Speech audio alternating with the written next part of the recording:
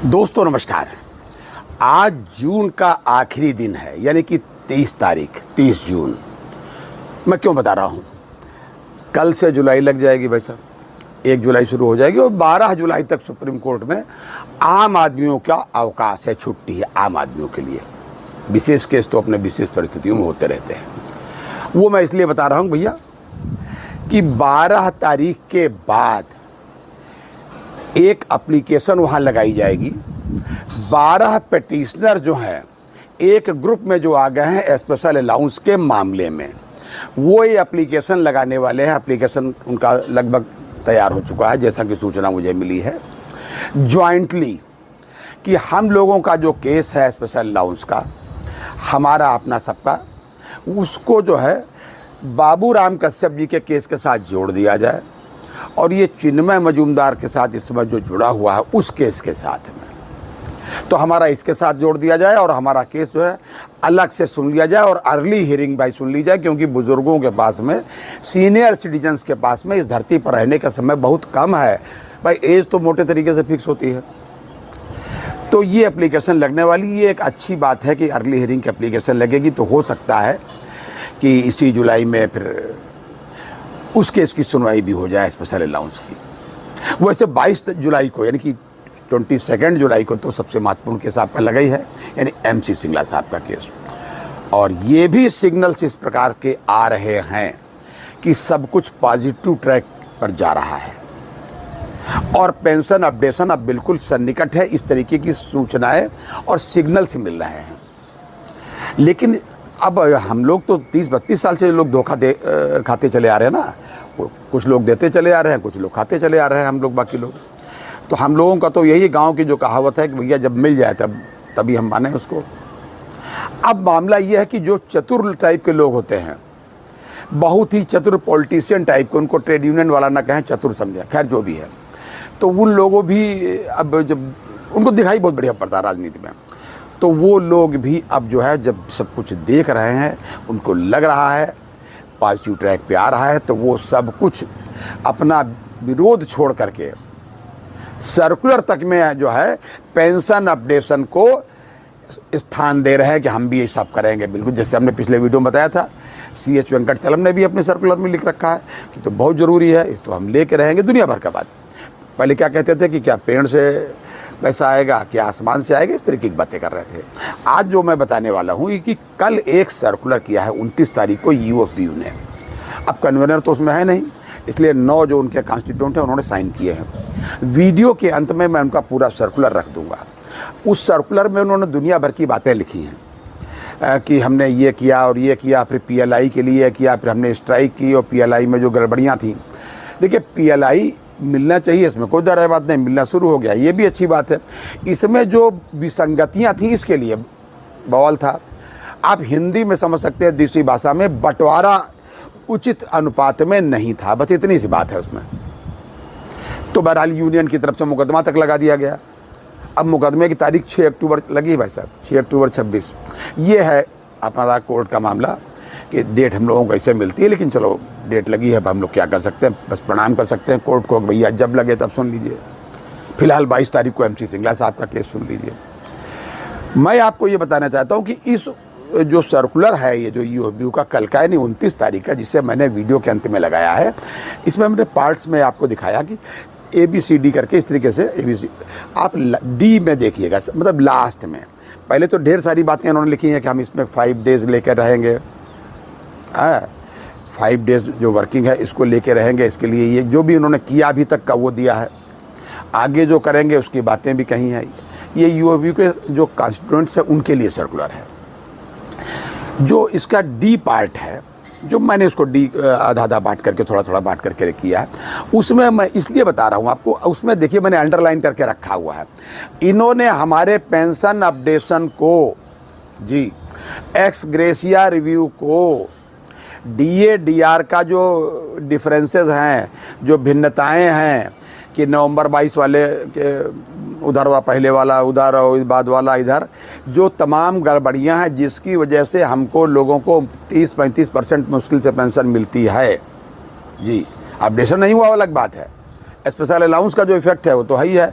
कुल मिलाकर के इतना तो वो सब चीज़ें इन्होंने कवर की हैं कि ये हम करेंगे, इसके लिए हम ये कर चुके हैं, हमने बात उठाई वो फलानी बातें। कुल मिलाकर के बताना मैं ये चाहता हूँ कि जब कुछ काम होने वाला होता है तो जगन्नाथ जी के रथ को बाकी लोग भी हाथ पीछे से लगा देते हैं कि हमारा भी हाथ लगा था, क्योंकि प्रभु का जब चल देता है मामला। तो ये कुछ पॉजिटिव सिग्नल्स हैं कि जिनकी तरफ मामला जा रहा है। मैं केवल इतना ही कहूँगा कि 22 तारीख को जो हमारा मुकदमा है, इसके लिए बीच बीच में मैं कभी कभी बात भी कर लेता हूँ उन लोगों से जो इसको मामले को देख रहे हैं। वकील साहिबान से भी कोशिश करता हूँ बात करने की, कभी कभी बात हो भी जाती है। जो उनसे बात होती है और जो उसका आउटकम हमको प्राप्त हो पाता है वो मैं आपसे शेयर करने का प्रयास करता हूँ। उन्होंने कहा है कि कोई कमी नहीं है। देखिए, एक जैसे मेन बात तो इसी पर है कि प्रोविज़न है या नहीं है। भैया प्रोविज़न है, 100% है, सबमिट किया गया है, एनेक्सर में लगाया गया है। आप भाई देखिए, कोई प्रोविज़न ऐसा नहीं होता हवा में, कोई बात हवा में नहीं होती है। बाकायदा जब होता है तो लिखा पढ़ी दोनों तरफ से होती है। हटाया जाता है, एडिशन डिलीशन होता है तो भी गजट नोटिफिकेशन होता है, गजट नोटिफिकेशन भी मौजूद है। आप चाहे तो भी वीडियो के आखिर में मैं लगा देता हूँ, ठीक, आप देख लीजिए थोड़ा सा कि किस डेट का गजट नोटिफिकेशन में क्या क्या है। कुल मिलाकर के अब कहीं से मामला चूकने की कोई गुंजाइश भाई साहब नहीं है। लेकिन कभी कभी ये लगता है, ये तो कोर्ट की बात हुई, कोर्ट से तो हमको मिलेगा ही, लेकिन 32 साल इसमें लग गए, पता नहीं कितने लोग हमारे चले गए स्वर्ग। पिछले वीडियो में मैंने बताया, आपसे मैंने शेयर किया अपनी दुख जानकारियाँ और उसके साथ में दुख भी कि भाई MC सिंगला साहब चले गए, OP उम्मत साहब चले गए, एक और साहब चले गए, 7 लोगों में से 4 ही व्यक्ति बचे। और वैसे तो तमाम हमारे बसंत बानकुद्रे जैसे लोग बहुत ही जुझारू थे, जो क्रिमिनल केस तक जिन्होंने कर दिया था IBA के ऊपर, वो जैसे लोग भी चले गए। अब उनको क्या न्याय मिलेगा क्या नहीं मिलेगा, मैं क्या इस पर टिप्पणी करूं। कुल मिलाकर के मैं ये समझ सकता हूं कि अब और शहादत देने की ज़रूरत नहीं है, ज़रूरत नहीं पड़ेगी।